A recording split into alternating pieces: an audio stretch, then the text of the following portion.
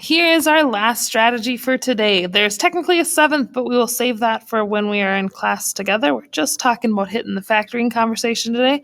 The last way we can factor, or that we may want to factor, is trinomial style.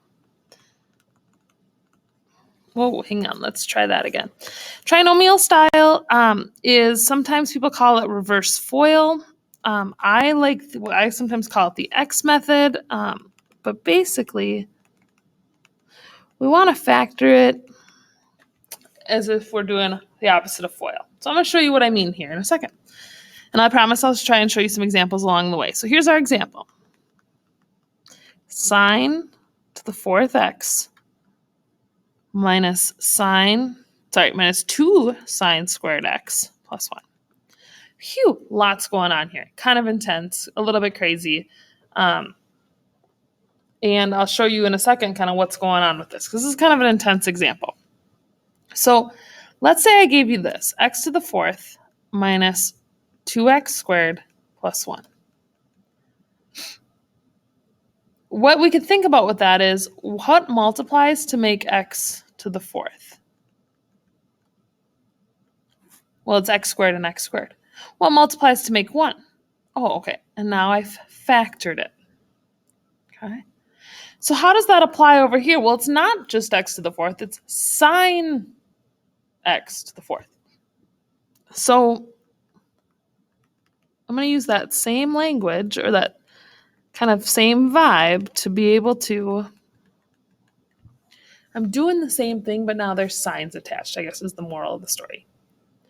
Now, sine squared x with a 1. Our brain should be like, sine something squared with a 1. Let's go. I know this stuff. And then if I scrolled back up in my notes, you'd be like, Visto, up at the top, S4. We had 1 minus sine squared, and that equaled cosine squared. And this says sine squared x minus 1. And then your brain might pause for a second, because it doesn't feel exactly the same. But we can do something with this, and which means we can do something with the other one. We know that, don't write this down. I'm going to write some stuff real quick. We know that sine squared plus cosine squared equals 1.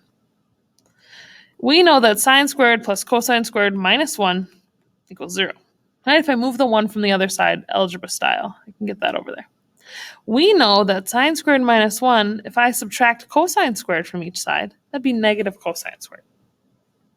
So this right here is the same as what we have right there, which means I can replace it with what's on the other side. Now, that's kind of messy, so I'm going to get rid of it. I'm going to try to get rid of it. Bye, friends. Okay. The moral of the story is that sine squared minus 1 equals negative cosine squared. Which means in this parentheses right here, I can put negative cosine squared x, and then I can do it again, because those two parentheses are the same. Negative times negative is a positive. Squared and squared make to the fourth.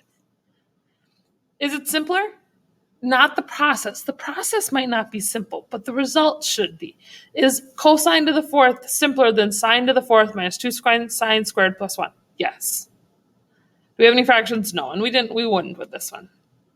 Do we have any, what are they called? Oh my gosh. Oh, are we down to only one trig ratio? Yeah, we are. We just have cosine, it's just to the fourth. So this is definitely simpler. So I'm gonna wrap this up. Make sure you get these 3 in your notes. We'll talk a little bit more about the factoring stuff tomorrow. I promise we'll work through it together.